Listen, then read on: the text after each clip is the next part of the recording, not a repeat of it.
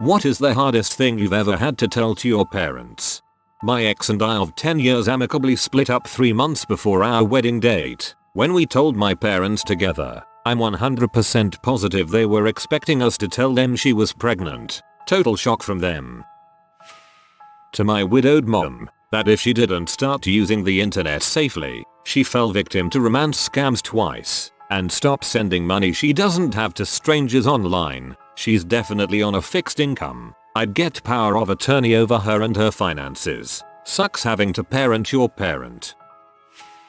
That I had cancer. I live overseas and I know how much my parents miss me. I can only imagine how they felt while I was 10,000 miles away battling it. I tried to be super positive about it. Mom only wanted to hear as much as was necessary. Dad kept on talking about all the ways I could die or could go wrong. His way of working out a situation. Cancer free for 6 months now though. Congrats. Put a smile on my face. That my sister was spreading lies about the family to her friends to get attention and pity. She told them things like stepdad hits mum and because he's a job title, they cover it up for him. I'm actually a twin but he died when we were 6 weeks old. Some were so horrible. All about being abused and how my family was rich but she never got money, food, adequate shelter because we hate her so much. I watched their faces go from confused to angry to sad. It broke my heart.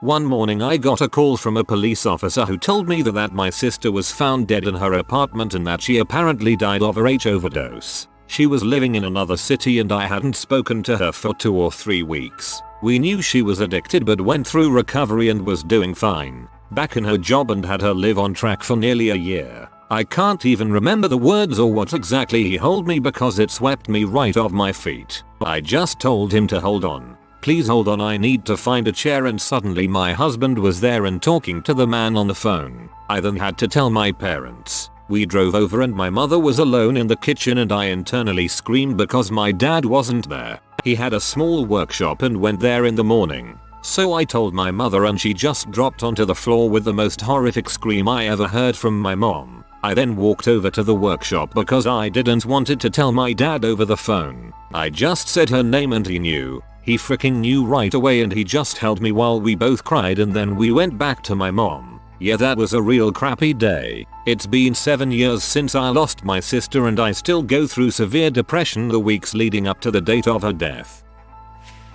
That my husband beat the crap out of me, then went to bed and overdosed on pain pills. They thought we were the perfect couple. Jesus frick. I've never been close with my mom as she was really abusive growing up, but I'm very, very close to my grandmother. Telling her I was moving across the country was the hardest thing I've ever had to do, and I know it broke her heart, but she understood why I had to go and to this day says it was the best decision I ever made. Now I'm waiting for biopsy results to find out if I have uterine cancer. Fortunately the chances are very low, about 4%, but if I do, I don't know how I'm going to break the news to her. Update. Got the results. They came back benign. Thanks so much for the support and well wishes. Let's hope the results come out fine. My younger sister's husband called me to tell me that the baby that my sister, his wife, was carrying had died in utero. He asked me in between sobs to call my parents because my sister wanted everyone to come to the hospital before she was put into induced labor to give birth to her stillborn daughter. So I called my parents, who were in a cafe. First thing my mum said, naturally, considering what day it was happy birthday, Janie. There was no way to break the news nicely, so I just told her that sister and sister's husband's baby had been stillborn and we were all to meet them at the hospital. I'll never forget the sounds of my mum wailing with heartbreak in our local cafe. Telling my parents I flunked out of college was the hardest thing for me. I was terrified for weeks. That I had known for 10 years about the half-sibling I wasn't supposed to know about. Something similar happened to me. My dad was married to another woman before my mom and he had a daughter with her. My mom does not want me to know about her, but I just recently found out about her existence. Her and I are gonna hang out soon. An officer showed up to my house when I was 14 and the rest of my family was out of province, state, for a siblings national event. Your father has passed away and you are the next of kin available. Please inform your family so that arrangements can be made. I had to call my mother, who was 18 hours away, and inform her that my dad had died. I told her not to tell my brother because I knew a full ride scholarship was on the line and to only come home when it would not impact his future. You handled that crap like no other 14-year-old I know. Way to step up. Our parents gave up on being grandparents, but then announced my wife was pregnant. The next day she had a miscarriage. Ugh. I'm sorry bro. That hurts all around. After my first major suicide attempt, I confessed to my mom that my neighbor had raped me as a child, and that was the reason I was so depressed and unhappy all the time. After around 6 months of therapy, I had to tell my mom and my stepdad that not only did my neighbor do that to me, my father did too. The look of pure heartbreak and anguish on her face is something I know I'll never forget. When I was 17, I had to work up the courage to tell my mom I didn't think my penis worked correctly. I had no feeling due to an extreme bend. It was such a hard topic to talk about with my mother, but I'm glad I did. About 2 years, 30 doctor's visits, and 1 surgery later, I had a working penis. Brave move my dude. Might have had a wonky dong, but that must have taken some balls. Not my parents, but my grandmother. I refused to do this over the phone, and the rest of my family was incredibly angry with me for that. My mom had cancer and had to have surgery to have it removed. They kept pestering me the second the surgery was over to just call your grandma and tell her it's fine, and I had to tell them it wasn't fine. I had to tell her that the surgery went well, but they found more and it was terminal. Not only was it incredibly hard to tell my grandma her daughter was dying, but I was barely handling it myself, and everyone seemed to be angry and took it out on me. I no longer speak to any of them. My dad had been fighting cancer for about 7 months and it had metastasized to his brain and several other places. He'd had laser surgeries on his brain, radiation, and chemo for months, and it would go away but eventually come back with more tumors than before. He was losing a bit of memory from the tumors and sometimes was very lucid, and sometimes very delusional. The doctor came into his hospital room and told him they couldn't do anything else and he should start preparing his plans. My dad got angry and told the doctor to leave. We didn't talk about it, and an hour later my dad turns to me and said, "Did the doctor come back yet? He was supposed to tell me if I'm getting better and when I can go home." I had to tell him he had less than 2 months to live and there's nothing else they can do for him. He just kinda looked straight forward and stared into space, and I could see him tearing up. Hardest thing I ever had to do, but I couldn't lie to him, knowing that may stick in his mind, and for his last days he'd be wondering why he wasn't getting better and be horribly confused. My wife and I were pursuing an adoption. It would have been my parents' first grandchild. Unfortunately, the adoption failed. We've since successfully adopted. My parents have both children's photos on their mantle.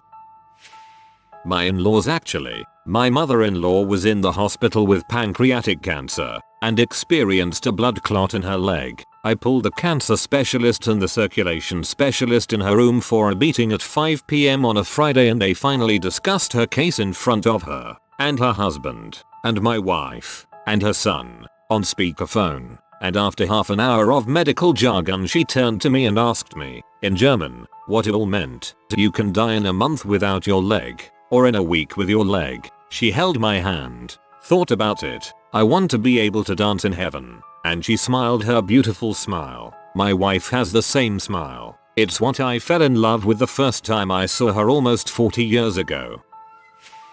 When I was in high school, I worked at a fast food place. I would offer a senior discount despite it not being asked for by the customer. I would then proceed to charge them the full rate of the order and pocket the discount. Over the course of a couple of weeks, I had enough money to purchase a new Sony PSP. I would do this on weekends for party money, gas money, because I thought I could get away with it. One day, I came into work as normal, was there for maybe an hour and then was pulled into the office. My manager sent her husband through the drive-thru to see if I would offer the discount unprovoked. I did. I was fired on the spot and told that the police would meet me at my house and that I should probably let my parents know before they get there. I proceeded to freak out and was inconsolable. Took me forever to get home even though I lived 5 minutes away. I told my parents and was nervously waiting for the cops to show up. No cops ever came. My parents grounded me for the whole summer. I am so grateful I was caught. I know it was something I would have continued to do if I wouldn't have been caught.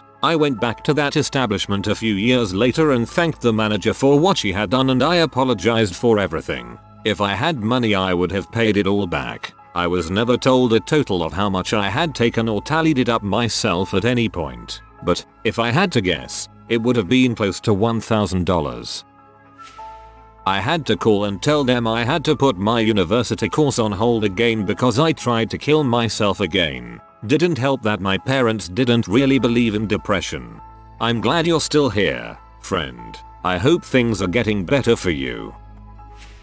I haven't done it yet, but I found out through Ancestry DNA that my father was adopted by my grandparents, except that they are actually his grandparents. Turns out his sister was actually his mother. After getting in touch with some relatives I never even knew about, but who knew my dad when they were kids, they all confirmed this to be the case. It was a family secret that my father was not supposed to know about. Everything I thought I knew about my father's side of the family is now upended. I was contacted by a guy whose half-uncle is my dad's actual father. Putting my father's picture next to that guy's picture is like looking at twins. I always thought my grandmother, now my great-grandmother, was kind of old to have a child when my father was born. She'd have been in her mid-40s, but I just thought whatever. And the photos of my now great-grandfather, whom I never met, look nothing like my father at all. No resemblance. I'm struggling with how to approach my dad about this. He's 84 now. I kind of think he found out the truth over 50 years ago when he abruptly moved us all out of California to North Carolina and never contacted anybody from his family ever again. Like, not ever. So if he did know, then he's been lying to us for 50 plus years. If he didn't know, it might be a terrible shock. I don't know what I should do. Having to tell my mum that the stroke she had suffered was bad enough to leave a significant portion of her brain damaged, and that it was unlikely she would gain full use of her left arm again, or teach again. She's only recently finished her university degree, and had been a relief teacher for about 2 years, and her career was picking up speed when she'd suffered the stroke. And holding her while she cried because everything she'd worked so hard for was gone in minutes. Or explaining to my father that I had intentionally overdosed in an attempt to kill myself, and that he needed to take me to the hospital because I was pretty sure I was dying. This must have been really hard. I'm glad you told him and lived. Wasn't hard but real awkward for me. I knocked on mom's door at 2 AM to tell her my sisters collapsed and took a bunch of pills. I had to do this twice as I have 2 older sisters who both tried to off themselves years apart. I had to ring my mum and tell her that my daughter had died. I was 36 weeks pregnant at the time and my mum was getting my younger brothers off to school. She rushed to be by my side during everything that came next. The induction, the birth. She bathed my daughter's body and dressed her for me while I had to have surgery. She walked through the hospital grounds with me with my daughter in a pram for the only walk I got to take her on. She mourned with me and still does 7.5 years on. Jesus Christ. I'm so sorry. I can't imagine going through that. Just reading it made me cry. When I said I'm sorry for doing this, but it's what's best for you right now. I love you mommy, then I kissed her forehead and signed the comfort care papers and watched as the nurse started sputting off the machines that were keeping my mother alive. This brings back painful memories. Hugs. This happened when I was 23 and had recently moved back in with my parents. That I had met someone in a different state and was going to fly there to meet him after only a month of talking, texting, and video chatting. I lived in Oregon and he lived about 760 miles away in California. We met through a harmony. My dad was convinced that the day I left for the airport was going to be the last day he saw his daughter alive. I gave my parents all my flight info, the make and model of his vehicle, his cell phone number, a picture of him, and the license plate of his car. I was trying to be smart with a potentially unsmart decision. About 8 months after that, I had to tell my parents that I was moving to California to live with him. It was perfect timing in my life and I felt like it was something I just had to do. My parents helped move me down to California and finally got to meet him. They did not agree with my decision but were still supportive. We got married in October and are expecting our first child in a few weeks. He also has a really good relationship with my parents. He is always asking my dad for advice and my dad finally has the son that he has always wanted. Oh my god, I am so happy this didn't end like I thought. When my best friend begged me to tell my parents what I'd done, I went to their room at 2 AM and they were awake and just looked at me. Of course they knew something was wrong. Telling my dad I had overdosed in a suicide attempt was literally the hardest thing to ever tell anyone. He didn't even react much, just went silent and drove me to hospital.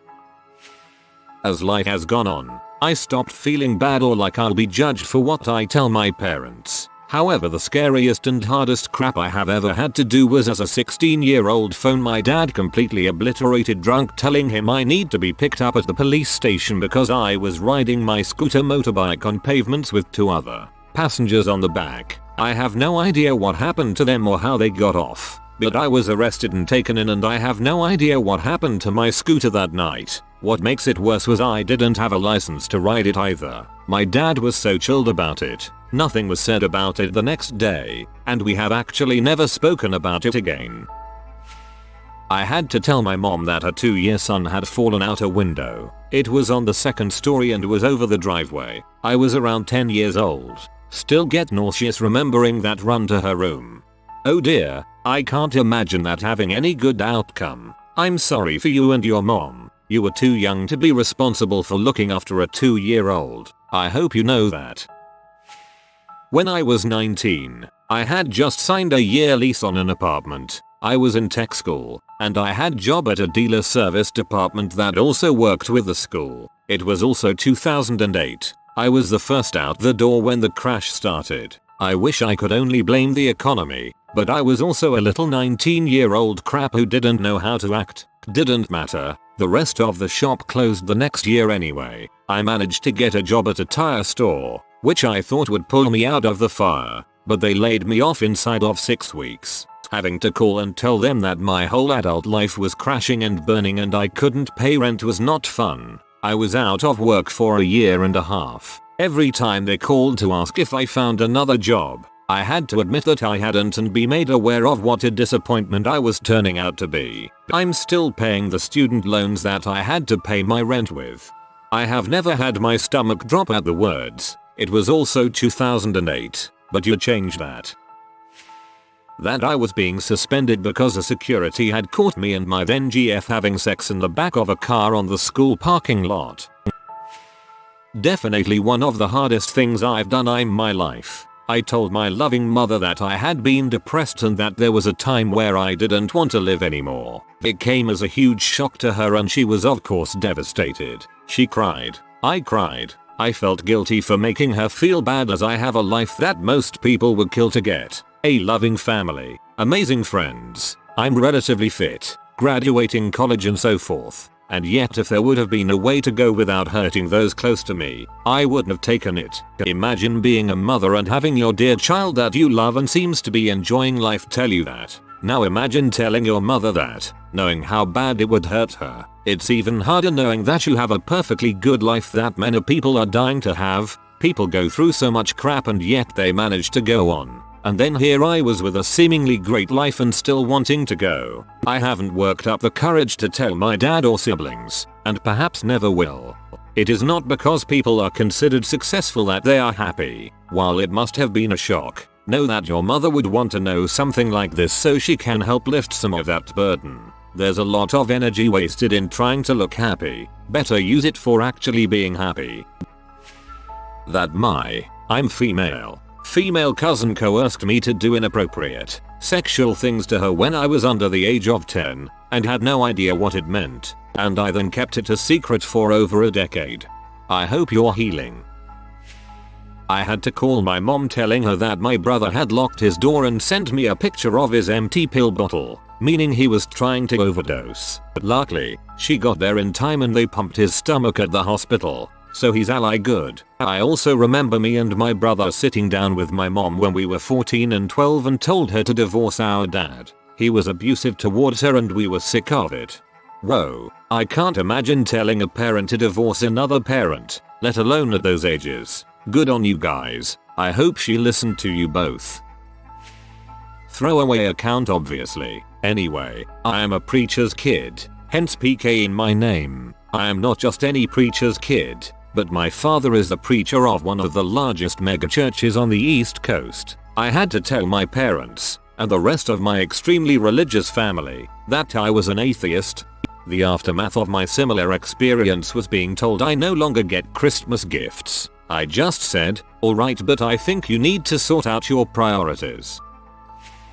It may not be as hard as some of the others here, but when I got hit by a car on my bike, I had a random stranger tell me to call my parents. I didn't want to because I was stubborn, as well as the fact that we were fighting earlier in the day and I didn't want to call and have them be mad at me for being stupid and getting hit by a car. I know that is not how they would have reacted, nor how they reacted, but at the time it was a worrying thought. The hardest thing I had to tell my mom was I was moving out and into my dad's place. After she overdosed again, I just told myself I couldn't do it anymore. I'm thankful I did. It definitely improved me as a person looking back, but it was dang hard.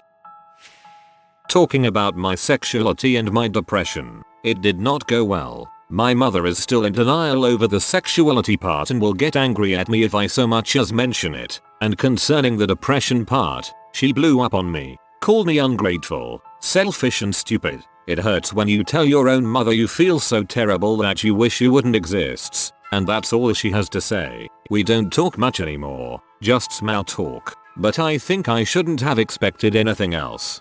I suggest every time you say hello or goodbye to your mother, throw in "I'm gay" at the end. Good morning mum, I'm gay.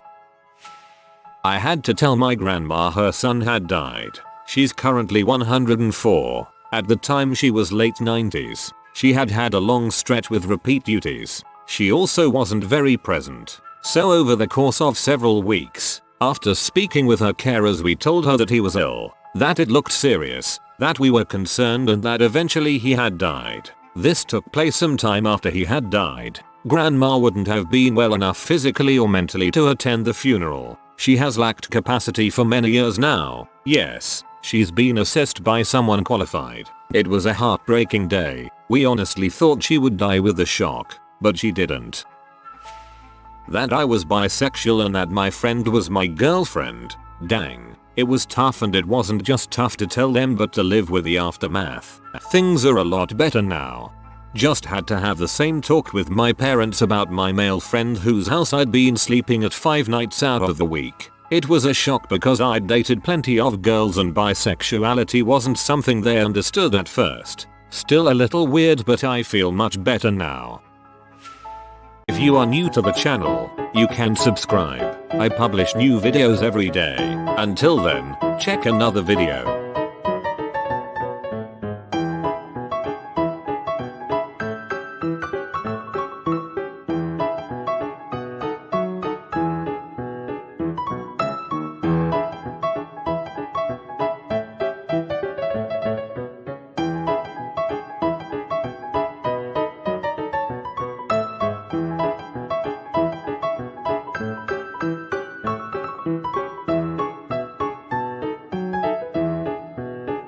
Bye for now.